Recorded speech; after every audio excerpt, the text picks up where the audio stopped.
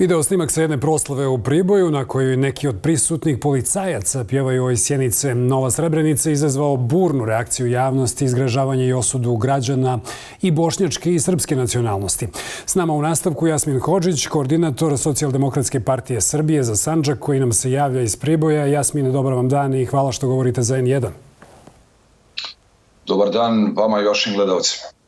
Odmah na početku moram vas pitati, je li ovaj slučaj uznemirio javnost u tom dijelu Srbije? Je li narušena bezbjednosna situacija? Naravno da je uznemirio ne samo Bošnjake u Priboju, već, ja bih rekao, i u Sandžaku, celom i u Srbiji. Ali bih rekao da je uznemirio svakog pristojnog čovjeka u ovoj zemlji i u regiji. Svaki pristojan čovjek, bilo pripadnik bošnjačke, srpske ili bilo koje druge nacionalnosti, se gnuša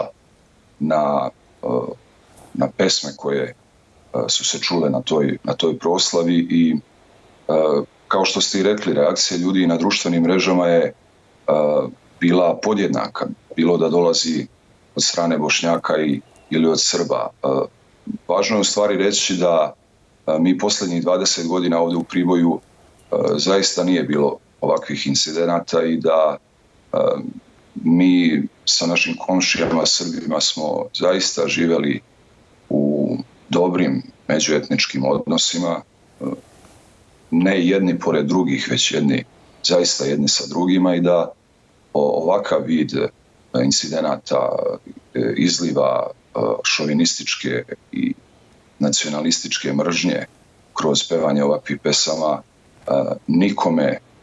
nikome ne donosi dobro. Može li ovaj incident imati negativne posljedice na bošnjačko-srpske odnose ne samo u Priboju, nego evo, kao što rekli i u Sandžaku, pa i mnogo šire, s obzirom da se ovaj region naslanja i na Bosnu i Hercegovinu? Ja mislim da ovaj incident mora da dobije epilog. Ovdje mora država da pokaže svoju odlučnost.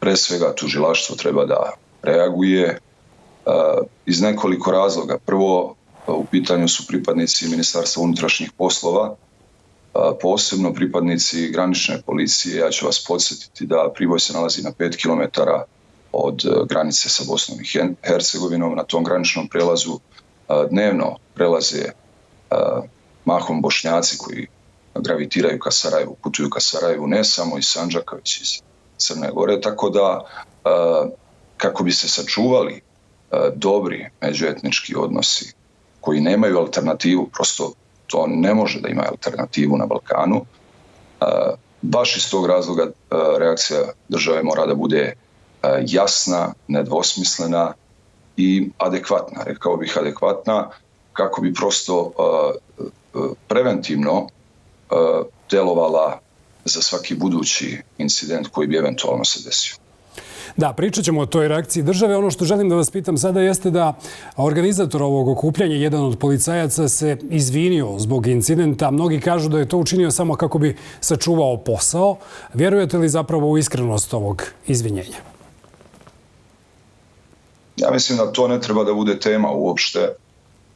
Podvlačim. Mislim da je ovdje na delu, to jest na potezu, pravna država, da ovakav izliv nacionalizma i šovinizma treba da bude u korenu sprečen odlučnom reakcijom države. U motive ljudi koji su to pevali i eventualno se poslije izvinjavali zaista ne bi da ulazim i mislim da to čak nije ni na javnosti da sudi i procenjuje. Postoje, kažem vam, institucije koje će da daju adekvatan odgovor i eventualnu sankciju za ovakvo činjenje. Gospodine Hodžiću, je li razlog za dodatnu zabrinutost to što su učesnici spornog slavlja pripadnici Ministarstva unutrašnjih poslova Srbije, koji bi zapravo trebali da reaguju u ovakvim slučajevima, da sprečavaju ovakve izgrede, a oni su u ovom slučaju bili učesnici istog? Kako onda očekivati da reaguju i da se suprotstave sličnim događajima ukoliko ih bude u budućnosti? Pa da, sve ste dobro rekli, to i jeste u stvari dodatni problem.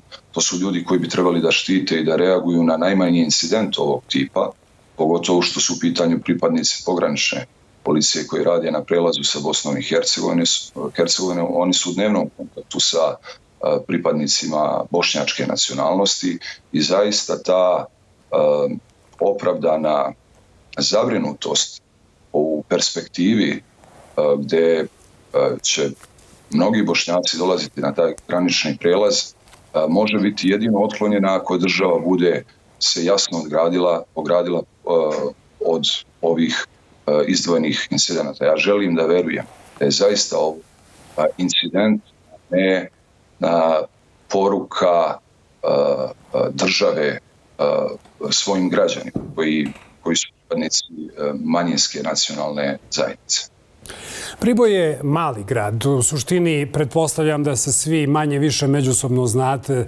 Da li je neko od osoba sa snimka ranije imao sličnih ispada za koje se u Priboju možda i znalo? Pa ja zaista ne znam. Ja mislim da posle tih torubnih 90-ih kada je došlo do eksplozije nacionalizma, gdje je zaista bilo ozbiljnih incidenata u Priboju, znači nakon 90-ih godina ja ne pamtim da je bilo ovakvih incidenata. Zaista su ovdje ljudi živjeli u jednom istinskom multikulturalnom skladu. Ne mislim ni da ovaj incident može da naruši taj multietnički sklad, ali mislim da je važno insistirati da država pokaže nultu toleranciju prema ovakvom ponašanju i sličnim ponašanjem. To je važno, to je važna poruka društvu da je to prosto nedopustivo ne samo u ovo vrijeme, nego nikad da se dešava, a ubeđen sam da ćemo mi zaista na nivou naroda prevazići ovaj incident. Da, to je poruka koja se čula od velikog broja stanovnika Priboja ovih dana. Neki su pozvali učesnike ovog slavlja da podnesu ostavke, da skinu policijske uniforme. Vjerujete li da bi se to zaista moglo i desiti? Pa kao što rekoh, ja očekujem da će do toga doći ili do prosto neke vrste epiloga ove situacije. Mi očekujemo i insistiram. Kad kažem mi, ne mislim samo na nas iz Socijaldemokratske partije Srbije i Sandžačke demokratske partije, već da ja hoću da verujem sve političke i društvene strukture očekuju. Pogotovo u svetlu izjave predsjednika koji je izrazio očekivanje da institucije na adekvatan način reaguju. Mi ćemo svakako, kažem, insistirati da se sankcionišu vinovnici ovog incidenta kako bi preventivno delovali i kako bi država pokazala ono što sam malo pre rekao, zaista nultu toleranciju prema nacionalizmu i šovinizmu. Naravno, bez obzira sa koje strane da dolazi. Sa druge strane, mi kao Bošnjaci, kao pripadnici manjinske zajednice, zaista moramo da smirujemo tenzije i da ničim ne doprinosimo da one nastave da rastu zato što prosto iskustvo nas je, bar smo to naučili iz 90-ih, da kada rastu tenzije, tako kolokvijalno kažem, deblji kraj izvuku oni koji su u manjini. Tako da mislim da ovo forsiranje ove teme nikome ne odgovara, ali isto tako moramo da insistiramo da pravna država uradi svoje i da se ovo završi da prosto ovaj incident dobije svoj epilog. Da, pominjete predsjednika Srbije Aleksandra Vučića. On je osudio ponašanje na proslavi i rekao da država neće dozvoliti da se bilo ko osjeća ugroženo, te da država Srbija pripada svima. No, mnogi kažu da je ovo preblaga reakcija. Da li je trebao istupiti konkretnije u ovom slučaju i, dakle, pozvati organe da rade svoj posao? Zanimljivo da se još uvijek nije oglasio ni ministar Vulin, koji bi trebao također reagovati u ovom slučaju. Pa mi mislimo da je reakcija predsjednika bila dobra i u pravo vrijeme. Poslao je jasnu poruku ne samo taj dan, već ja ću vas podsjetiti, pre 7 dana predsjednik je dolazio u vrlo sadržajnu posjetu sandžačkim opštinama, gdje smo pričali u stvari o mnogo važnijim temama od ovih. pitanju su bili infrastrukturni projekti koji se planiraju u narednim godinama za Sandžak i tada je poslao jasnu poruku da je Republika Srbija podjednako država Bošnjaka kao i Srba, da mi Bošnjaci zaista ne treba da osjećamo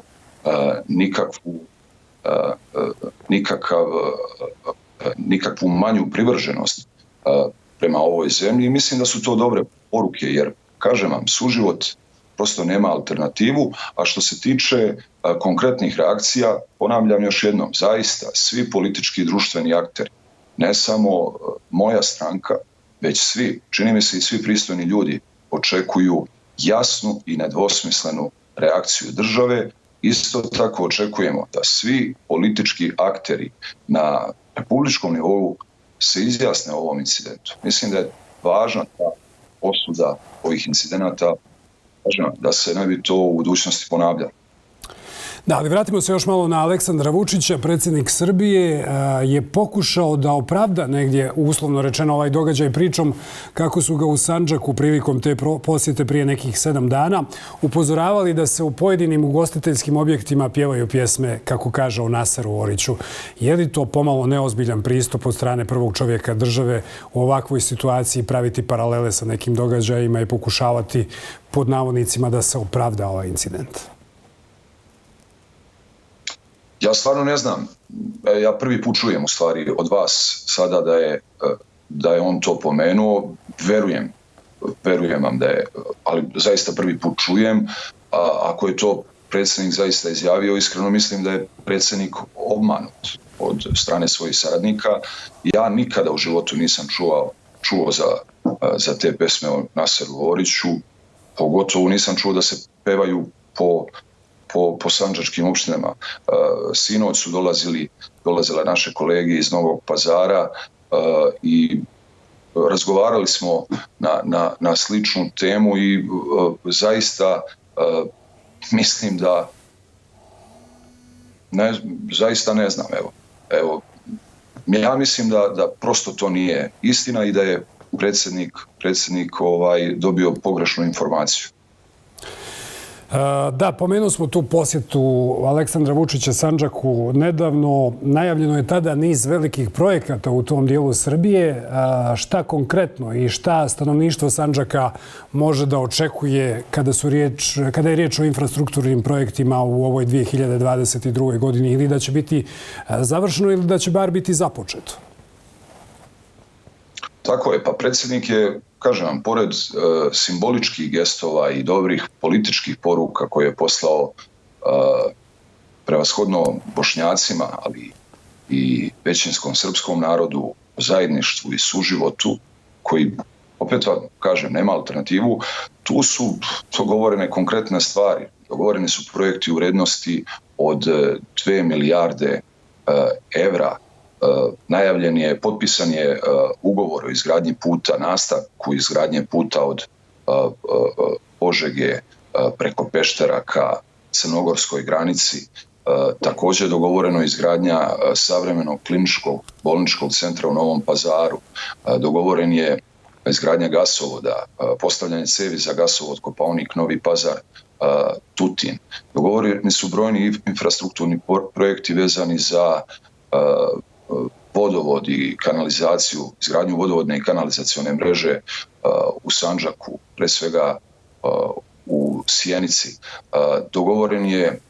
Dogovorena je izgradnja brzog puta, to je maltene autoput između Kraljeva i Novog Pazara. Nije klasični autoput, ali brza saobraćajnica. Znači, to su u stvari one teme koje su važne i koje zaista trebaju da budu dominantne u javnosti. A ne ovi incidenti. Kažem vam, nacionalizam nikome dobro nije doneo, 90. su to pokazale i mi kao društvena, i mogu slobodno reći politička elita, treba da insistiramo na ovim temama jer to su teme koje su od životne važnosti za ljude i ja duboko verujem da ove teme interesuju fin i pristojan svijet koji živi ne samo u Sandžaku, već i u Srbiji i širom regiona. Oko toga se definitivno slažemo. Gospodine Hodžiću, hvala vam puno što ste danas govorili za Dan uživo N1 televizije. Hvala vama. Jasmin Hodžić, koordinator SDP-a za Sandžak, javio nam se iz Priboja. Pričali smo o incidentu koji se desio u tom gradu i koji je uznemirio javnost ne samo u Sandžaku, nego i širom Srbije, pa i Bosne i Hercegovine. Nakon reklama, tu smo sa nekim drugim temama. Ostanite uz nas.